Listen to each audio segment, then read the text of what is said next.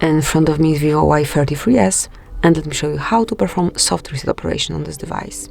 So just tap on power button and volume down button and hold both keys all together.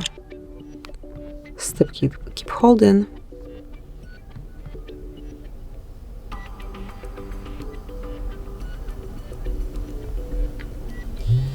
And when you notice the VIVO logo, just release the buttons, and within a couple of seconds you will be able to use your device again, as it will be rebooted.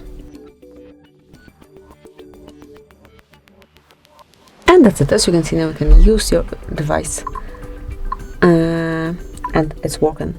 So thank you for watching. Please subscribe our channel and leave the thumbs up.